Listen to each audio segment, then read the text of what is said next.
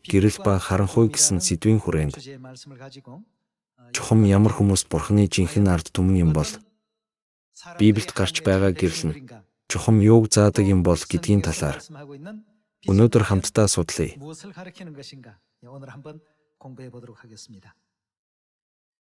Үл үзэгдэх зүйлийг харах боломжтой болгодог зүйлс донд нэг онцгой жишээ бий. Та бүхэн цаг хугацааг харж чадах уу? Та бүхнийг унтах үед, янз бүрийн ертөнцийн ажил хийх үед, сайн мэдээ тунхаглах үед, түр амрах үед, хоол идэх үед, сурагчдын хувьд бол хичээлээ хийх үед ч цаг хугацаа урсан өнгөрч байдаг. Тийм үү? Урсан өнгөрч буй тэр цаг хугацаа харагддаг уу? Харагдахгүй. Урсан өнгөрөх үл үзэгдэх тэр цаг хугацааг харах боломжтой болгодог төхөөрөмж юу вэ? Цаг шүү дээ. Цагны тусламжтайгаар бид цаг хугацаа одоо ингэж өнгөрч байгаа юм байна гэдгийг мэдэж авдаг.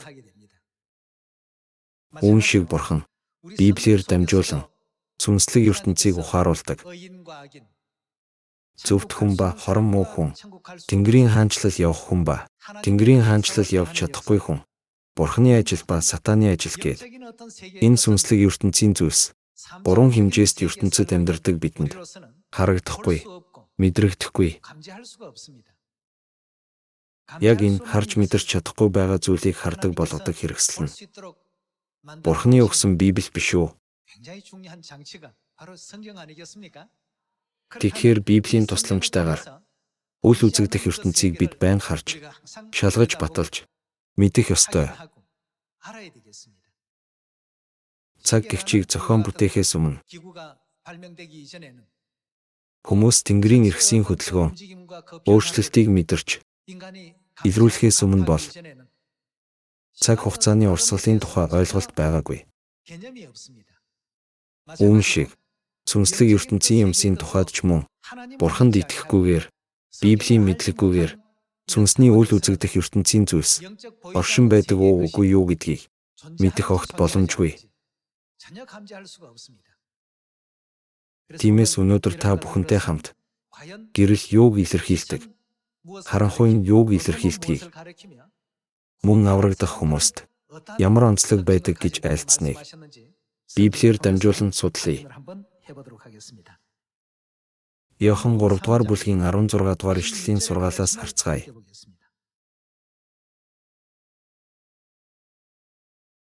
Гуравдугаар бүлгийн 16 дугаар ишлэл.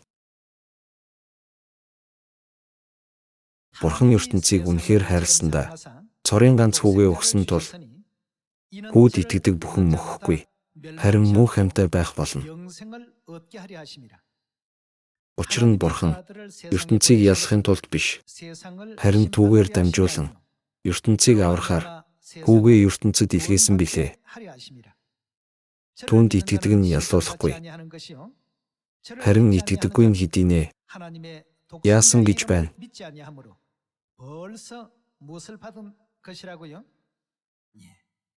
Бурхан хэдийн шүүсэн гэсэн байна. Бид Тэнгэрийн оронд очиод Бурхан, чи там руу, чи Тэнгэрийн орон руу гэж зориуд хэлээгүй байсан ч Бурхан энэ дэлхий дээр юугаар дамжуулан биднийг мэдэж шүүн гэсэн бэ? Махан биеэр дэлхийд ирсэн Бурханд итгэсэн үгүй юу гэдгээр шүүн. 2000 жилийн өмнө махан биеэр энэ дэлхийд ирсэн Бурхан Иесус Христэд итгээгүй хүмүүс Тэнгэрийн оронд шүүх сэнтийн өмнө зогсоод шүүхийн шийдвэр сонсох шаардлагагүйгээр энэ дэлхий дээр хэдийн яллуулчихсан гэж бичсэн байна. Тэгвэл ариун сүнсний энэ үед махан биеэр дэлхийд ирсэн Бурханд итгэдэггүй хүмүүс яана гэсэн утгатай вэ? Тэд хэдийн шүүгдэж яллуулсантай адил гэжээ. Бурханы шүүх сэнтийн өмнө ирсэн ч тэр шийдвэр өөрчлөгдөх боломжгүй гэсэн утгатай. Ийм учраас л энэ дэлхий дээр итгэл чухал. Тэгвэл энэ дэлхийд махан биеэр ирсэн Бурхан чухам ямар оршихуй болоод бид тэрхүү бурханд итгэхгүй бол аль хэдийн ялуусан гэж тэмдэглэснийг 19-р ишлэлээс судлая. Тэрхүү ялалт ийм билээ. Хүмүүсийн үлс муу муухай тул гэрэл ертөнцид ирэхэд тэд юуг илүү хайрлсан гэсэн бэ? Харанхуйг гэрлээс илүү хайрлсан юм. Тэгвэл дэлхийд ирсэн гэрэл нь хэнийг хэлдэг болохыг үргэлжлүүлэн мэдэж авцгаая. 20-р ишлэл. Муу муухайг үйлдэгч бүр үйлс нь илэрчихвээ гэсэндээ юуг үзэн яддаг гэж байна. Тэд гэрлийг үзэн ядах шалтгаан нь өөрсдөө юу үйлддэг болохоор гэсэн байна. Тэд муу муухайг үйлддэг учраас гэрлийг үзэн яддаг гэжээ. Гэрлийг үзэн ядаж гэрэлд яадаггүй гэж байна. Муу муухайг үйлдэгч бүр гэрлийг үзэн ядаж гэрэл рүү гарч ирдэггүй.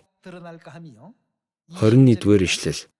Харин үннийг үйлдэгч үйлс нь бурхны дотор үйлдэгдсэн гэдгийг ил харуулахын тулд яах вэ? Гэрэлд гарч ирдэг гэлээ. Иохан 3-р бүлгийн 16-р ишлэлээс уншихад гэрэлд гарч ирдэггүй хүмүүсийг муу муухайг үйлдэгч гэж бичсэн байна. Муу муухайг үйлдэгч нь гэрлийг үзэн ядаж гэрэлд дургүй. Гэрэлд ойртохоос дургуйлахж татгалздаг. Бурхны бий болгосон зүй тогтол тийм. Тэгвэл энд гарч байгаа гэрэл нь юуг илтгэж байгааг 1-р Иохан 1-р бүлгээс хамтдаа судалцгаая. 1-р Иохан 1-р бүлгийн 5-р ишлэл.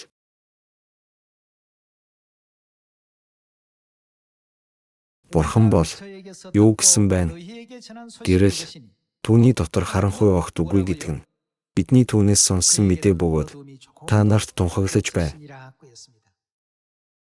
Бурхан бол гэрэл гэсэн байна. Бурхан гэрэл юм бол 2000 жилийн өмнө махан биеэр дэлхийд ирсэн Иесус хэн байж вэ? Иохан 1-р ишлэл болон 14-р ишлэлд бичснээр эхэнд юу байсан гэлээ? Бурхан гэж бий. Хэдий энэ дэлхийд махан биеэр ирсэн ч тэр бол Бурхан. Тэр бол гэрэл. Гэрэл рүү ирэхээс татгалзсан хүмүүс байсан. Тэд Иесусийн тунхагласан хаанчлалын сайн мэдээг үгүйсгэж, татгалзаж, тэр бүх хил түүнийг цовдол гэж хашгирч байв. Тэд бүгд ямар хүмүүс байсан байх нь вэ? Өнөөдөр Иохан 3-р бүлгийн үгнээс харсанчлан тэд бүгд муу муухайг үйлдэгчд байж, муу муухайг үйлдэгчд ямар онцлогтой гэлээ? Тэд гэрлийг үзэн яддаг байхаар бүтээгдсэн. Тиймээс тэд гэрэл рүү яахгүй гэлээ? Ирдэггүй гэж бичсэн. 1-р Иохан 1-р бүлгийн 5-р ишлэл ёсоор тэр гэрэл нь өөр хинч биш Бурхан юм. Тэд Бурхан руу ирдэггүй. Яагаад тэрвэ? Өөрсдийнх нь үйлдэл илэрчихвээ гэж байна. Тиймээс л тэд гэрлээс илүү харанхуйг яадаг гэлээ. Тэд Бурханаас илүү харанхуйг хайрладаг. Бурхан гэрэл болохоор гэрлийн эсрэг хэн байдаг вэ? Сатаны хүчнүүдтэй нэгдэж, Сатаны оюун ухааныг хүлээн авахыг ихэд илүүд үздэг. Үүнийх нь улмаас Бурхан энэ дэлхийд гэрэл болж ирсэн. Бурханыг хүлээн авдаггүй, түүнд ойр байхыг хүсдэггүй хүмүүс эцэст нь үрдийн тамийн ял шийтгэл амсахаас өөр аргагүй гэсэн эцсийн шийдвэр гаргасан. Судалгааны тайлангаас харахад гудамжны гэрэлтүүлэхийг шөнийн цагаар 2 дахин нэмэх нь гэмт хэргийн гаралтыг 2 дахин бууруулдаг. Энэ их хачирхалтай үзэгдэл харанхуй газарт гэмт хэрэг илүү их гардаг. Үнний талаас авч үзсэн ч гэрэл болох Бурхан руу ирж чаддаг байх ёстой биш үү? Муу муухайг үйлддэг хүмүүс гэрлийг үзэн ядаж, гэрэлд дургүй учраас хизээч гэрэл рүү ирдэггүй. Нэг ёсондоо тэд сүнс болон сүд бүсгүйд итгэх итгэлтэй болж чадахгүй. Илчлэл 22-р бүлгийн 17-р ишлэлийг хамтдаа харцгаая. 22-р бүлгийн 17-р ишлэл.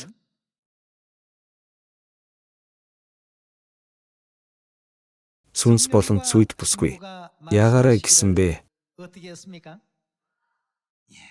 Энэ бол Бурхны гэрлийн хүүхдүүд баярлах мэдээ юм. Бурхан над руу ир, гэрэл рүү ир гэж айлдсан. Энэ ганцхан үгээр л Тэнгэрийн хаанчлал ба тамийн шийдвэр хэдийн гарчихсан.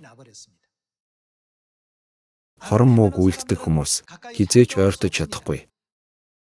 Гэрэл болсон эцэг Бурхан, гэрэл болсон их Бурхан руу ирдэг хүмүүс. Ямар хүмүүс вэ? Гэрлийн хүүхдүүд.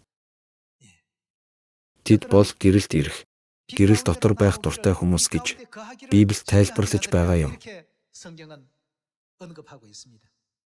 Өнөөгийн энэ үед Сүнс болон цүйд бүсгүй болох эцэг Бурхан болон их Бурханыг хүлээн зөвшөөрч, хүлээн авдаг хүмүүс ба тэднийг эсэргүүцдэг хүмүүс гэсэн хоёр төрлийн хүмүүс байдаг. Үл үзэгдэх ертөнцид сүнслэг тулаан байнга өрнөж байгаа. Бидний нүдээр харж чадахгүй ч урсан өнгөрөх цаг хугацааг хэмжиж тооцож чадах цаг гихчийг зохион бүтээсэн шиг үл үзэгдэх сүнсний ертөнцийг Бурхан Библи гэх үгэн хэрэгслээрээ бидэнд тодорхой харуулдаг. Хэн нь шүүлтэнд унах хүн, хэн нь аврагдах хүн бэ гэдгийг маш тодорхой зааж ухааруулдаг. Гэрэл болсон Бурхан бидэнд гэмших боломжтой маш олон зам нээж, Тэнгэрийн хаанчлал буцах маш олон замыг одоо нээж байна. Бурхан хэдийн зам нээчгээд байхад ч харанхуйн үр удам гэрэлд ирэх тухайд ямар байдаг гэлээ? Тэд гэрэл рүү ирэх дургүй. Гэрлийг үзэн яддаг. Үзэн яддаг болохоор гэрэл болсон эцэг Бурхан, их Бурханыг гэрчилж байгаа үннийг ч мэдээж үзэн ядхаас ч яах вэ? Тиймээс л тэд энэ дэлхий дээр аль хэдийн яллагдчихад байгаа.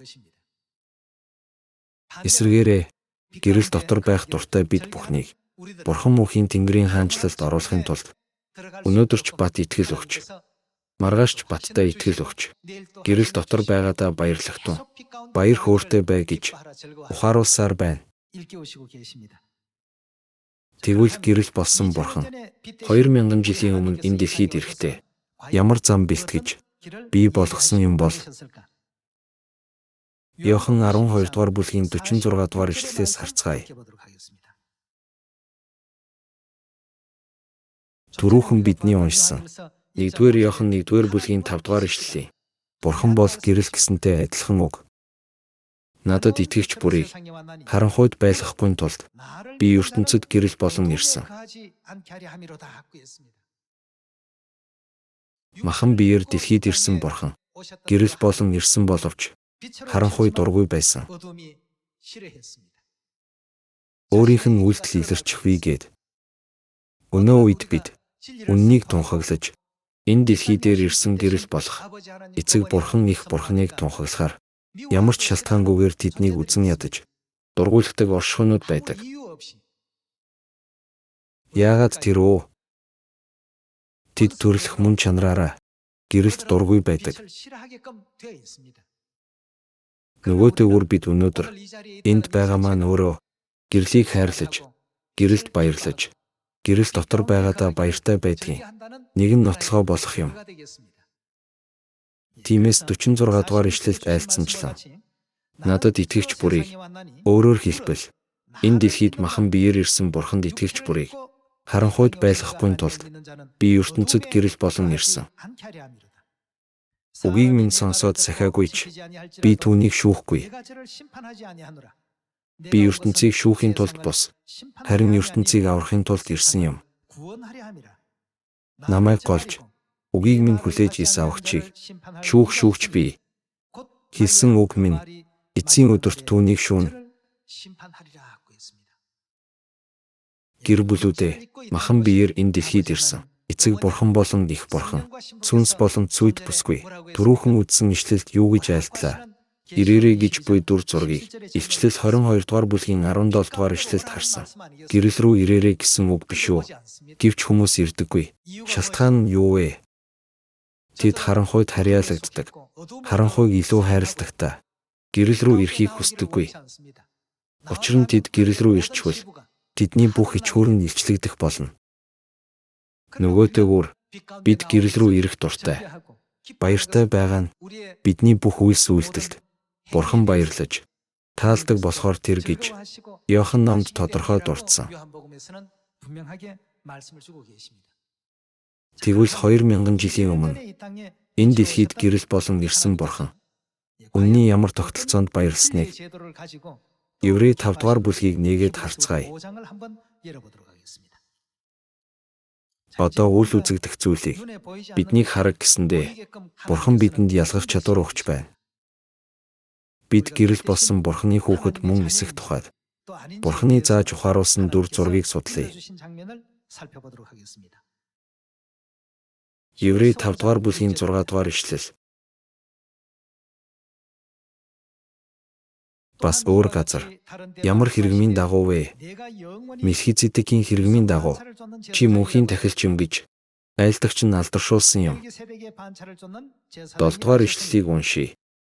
Тэрээр Махботынхаа өдрүүдэд өөрийг нь нүхлээс аварч чадах нэгэнд чанга хашгиран нулимсаараа залбирал ба гуйлтаа өргөсөн.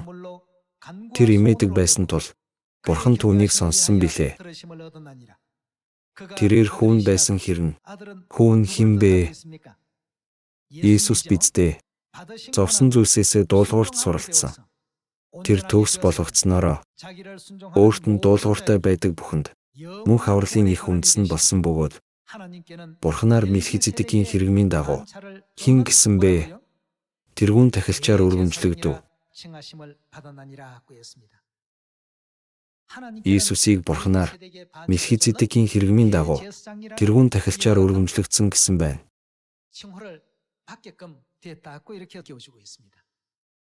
Мелхизедекийн талаарх сургаалаар дамжуулан бид гэрэлт байна уу?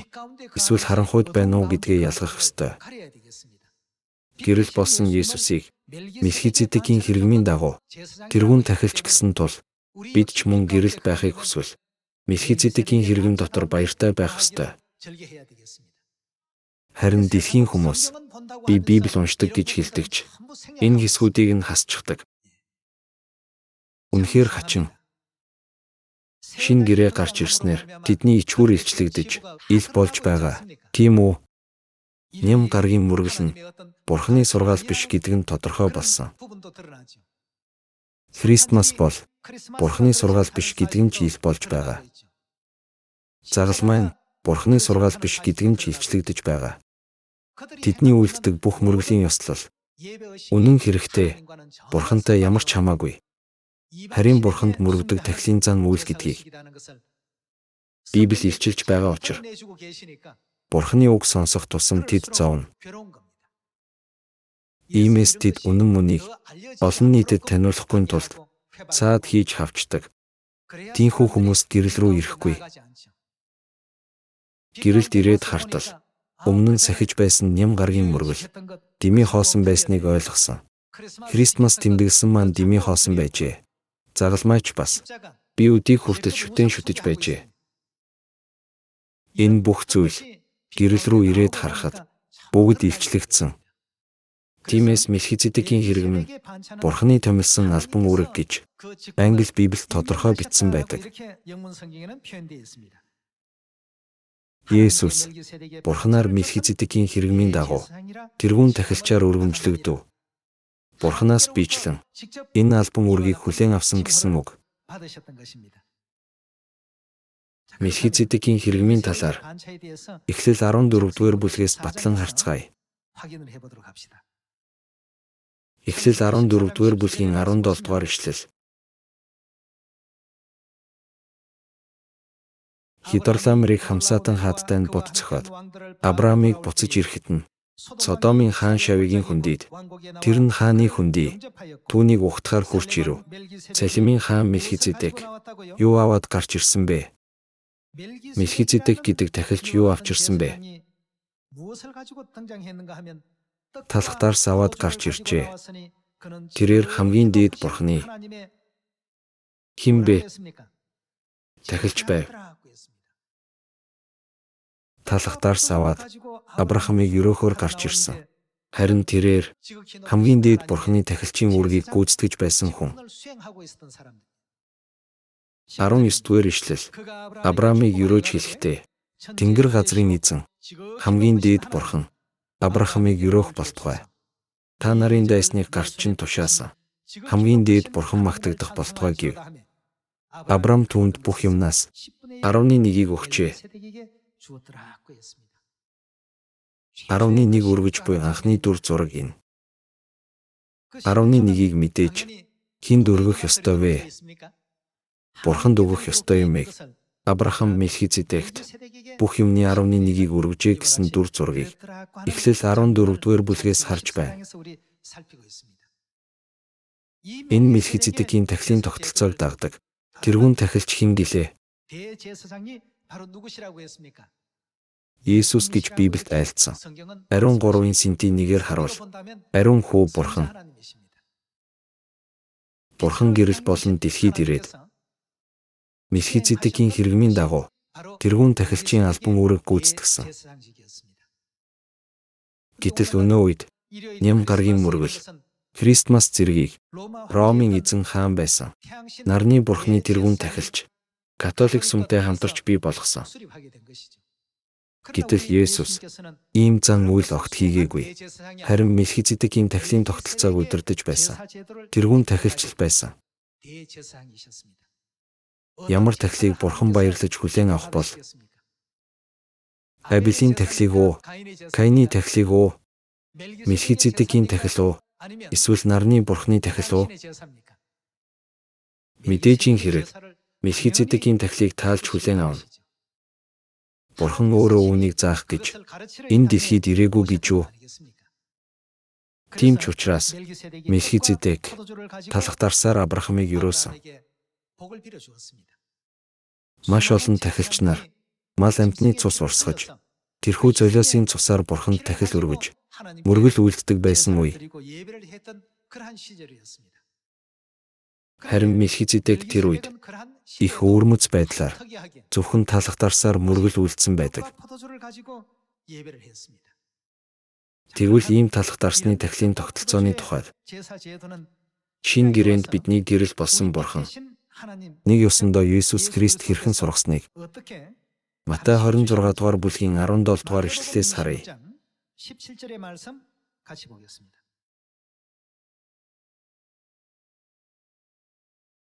Эсгээгүй талхны баярын эхний өдөр шавь нар Есүс дээр ирж танд зориулан алгасал баярын зоогийг хаана бэлдүүлэхийг та хүсэж байна гэж асуухад тэр хотод нэгэн хүн дээр очив. Түүнд багш, миний цаг ойртож байна. Би танад шавь нартайгаа алгасал баярыг тэмдэглэн гэсэн хэмээн дуулга гэв. Шавь нар Есүсийн зааварладснаар үлдэж алгасал баярын зоогийг бэлдэв. 26 дугаар ишлэл рүү очие.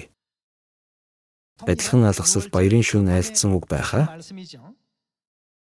Тэднийг зооглох зуур Есүс талх аваад ерөөсний дараа хуваан шавь нартаа өгөөд "Майд, энэ миний бие" гэлээ. Тэгээд тэр аяг авч талархал өргөөд аяганд юу хийсэн байгаа гэлээ. Дарс. Гэхдээ энэ өдрийн дарс жирийн үед уудаг дарснаас өөр.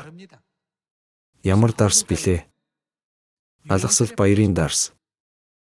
Тэгээд тэр аяг авч талархал өргөөд тэдэнд өгөнгөө. Үүнээс та нар бүгдээрээ юу гэж хэлсэн бэ? Ууцгаа. Энэ нь гим нүглийн уучлалын тулд олны төлөө урсгах гэрээний цус минь юм. Мелхизедек талх дарсаар Авраамыг махан биеийн өрөөлөөр өрөөсөн шиг Сүнслэг Мелхизедекийн тахилын албан үүрэг гүйцэтгэдэг Есүс Христ талх дарсаар ямар гэрээ байгуулсан байна вэ? Энэ хэсгийг Испани Библиэд Nuevo Pacto гэж илэрхийлэн шинэ гэрээ гэж дурдсан байдаг. Солонгос Библиэд ч үүнийг Луг 22 дугаар бүлэгт шинэ гэрээ гэж бичсэн байдаг. Эцсийн дүндээ шинэ гэрээ гэх үнэн бол Мелхизедекийн хэрэгмийн гол цөм гэж үзэж болно. Мелхизедек талх дарсаар Авраамд махан биеийн ёроол өгсөн шиг Сүнслэг Мелхизедек болох Есүс Христ талах дарсаар бидэнд ямар ёроол өгсөн бэ? Иохан 6 дугаар бүлэгт хүний хүүгийн махыг идэж цусыг нь уувал та нарын дотор юу байгаа гэлээ? Та нар мөнх амьтаа болно гэж хамгийн чухал мөнх амийн ёроол зөвшөөрсөн. Үүний тулд Бурхан энэ дэлхийд гэрэл болон ирж энэ дэлхий дээр гэрлийн үннийг тогтоосон. Тийм учраас бид үннийг ч гэрэл гэж илэрхийлж, Бурханыг ч гэрэл гэж тодорхойлдог. Учир нь энэ бол Бурханы тогтоосон үнэн юм. Тэгвэл гэрэл болох шинэ гэрээний үнэнд баярлаж, түүнд ойр байж, түүн дотор байдаг хүмүүс чухам хинбэ? Иохан 3 дугаар бүлгийн үгээр харуул харанхуйд харьяалагддаг хүмүүс, өөрөөр хэлбэл хорон мууг үйлддэг хүмүүс, гэрлийг үзэн ядаж, гэрэлд ирэхийг таалдаггүй гэж бичсэн байдаг. Энэ онцлогоор нь Бурхан тэднийг тодорхой ялгасан. Энэ нь Тэнгэрийн хаанчлал явах хүмүүс болон явж чадахгүй хүмүүсийг ялгах Бурханы шүүлтийн маш чухал шалгуур болдог. Бидэнд цаг байхгүй бол яах вэ? Нар сарны хөдөлгөөн огт байхгүй бол яах вэ?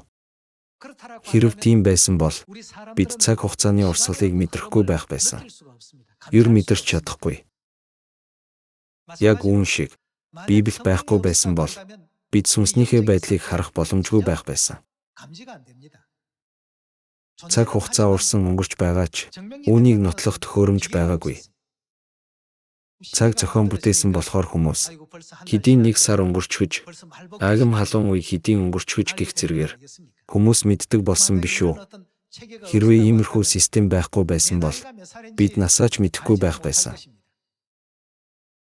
Гэрэл болсон Христ энэ дэлхийд ирж Мелхизедекийн хэрэгмийн дагуух тэргүүн тахилчийн хувиар шинэ гэрээний алгасал баярын үннийг тогтоосноор гэрлийн дотор байхдаа баяртай байдаг хүмүүс болон харанхуйд харьяалагддаг хүмүүсийг яасан бэ? Бурхан тэднийг ялгаж салгасан. Тэгвэл энэ шинэ гэрээний үнний тухай Лук номд гардаг үгийг ч бас харцгаая. Лук 22 дугаар бүлгийн 7 дугаар ишлэлийг харцгаая. 7 дугаар ишлэлийг харцгаая. Алгаслын хургийг нятлах, эсгээгүй талхны баярын эхний өдөр болов. Есүс, Петр, Иохан нарыг илгээн явж бидний зооглох алгасал баярын зоогийг бэлтгэв. 19 дугаар ишлэлийг харцгаая. Тэр талх авч талархал өргөөд хуваан тэдэнд өгөхдөө энэ бол та нарын төлөө өгөх миний бие мөн. Намайг дурсаж үүнийг үйлд гэж айлдав. Тийм эцгээсний дараа тэр мөн аяг авч энэ аяг нь та нарын төлөө урсах миний цусаар тогтоогдох шинэ гэрээ юм. Бурхан алгасал баяр, шинэ гэрээ, таалах дарсаар Мелхизедекийн хэрэгмийг бат тогтоосон. Эртний Авраамын үед ч бусад тахилч нар мал амьтны цус урсгаж тахил өргөдөг байсан үед талах дарсаар ёроол өгсөн тахилч бол зөвхөн Мелхизедек. Мелхизедекийн тухайд Еврей 5 дугаар бүлэгт Бурханаар Есүс Христ Мелхизедекийн хэрэгмийн дагуу тэргүүн тахилчаар өргөмжлөгдөв гэж бичсэн байдаг. Гэрэл болох Есүс Христ Мелхизедекийн хэрэгмийг дагсан бол бид ч мөн Мелхизедекийн хэрэгмийг дагах ёстой. Бурхан та нарын төлөө байгууллаа гэсэн болохоор нүгэлтнүүд бид шинэ гэрээний үннийг сахих нь зүүн хэрэг биш үү? Дагах нь мэдээжийн зөв юм. Ийм хүмүүст Бурханы сойрхсон ерөөлийн амлалтыг судалцгаая. Иеремия 31-р бүлгийн 31-р ишлэл. 31-р бүлгийн 31-р ишлэл. Эзэн тунхаглаж байна. Харагтун Израилийн гэр ба Юудгийн гэртээ би юу байгуулна гэж байна. Шинэ гэрээ байгуулах өдрүүд ирж байна. Шинэ гэрэний талаар 33 дугаар ишлэлээс үзье. Гэвч тэр өдрүүдийн дараа Израилийн гэртээ миний байгуулах гэрээ энэ юм гэж эзэн тунхаглаж байна. Би хуйлаа тэдний дотор хийж, би тэдгээрийг зүрхэн дээр нь бичнэ. Би тэдний хэн болох уу? Бурхан. Тэд миний ард түмэн болно. Бурхан гэрэл учраас би тэдний гэрэл болж тэд ч мөн гэрэл дотор байдаг. Миний ард түмэн болно гэсэн утгатай. Шинэ гэрээн дотор байдаг хүмүүс, өөрөөр хэлбэл Мелхизедекийн хэрэгэм дотор байдаг хүмүүсийг Бурхан ингэж хүлээн зөвшөөрсөн. Бурхан Есүсийг Мелхизедекийн хэрэгмийн дагуу тэрүүн тахилч хэмээсэн шигээ. Шинэ гэрээн дотор байгаа та нар миний ард түмэн гэж нэрлсэн. Үүнийг хүнд хамаагүй өгөөгүй. Бид гэрэл дотор байх ёстой. Бид Тэнгэр эцэг, Тэнгэр эхийн дотор байх ёстой тийм үгүй юу? 34-р ишлэлээс үргэлжлүүлэн уншийе. Хүн бүр хөрштөө, ах дүүдээ, эзнийг мэд гэж заахгүй. Учир нь өчүүхнээсээ агуун хүртэл тэд бүгд намайг мэдэх болно гэж эзэн тунхаглаж байна. Учир нь би тэдний хилэнцгийг яан гэж байна. Шинэ гэрээн дотор байгаа хүмүүсийн бузар муу нүглийг уучлж, нүглийг нь дахин ис санана. Тэгвэл ингэж амласан энэ гэрээ амархан алга болно гэж байх уу? 36 дугаар ишлэлийг харъя. Хэрв энэ тогтоогдсон зарлиг миний өмнөөс холдвол Израилийн үр удам бас миний өмнө үндэстэн байхаа үрд болно гэж эзэн тунхаглаж байна. 35 дугаар ишлэл.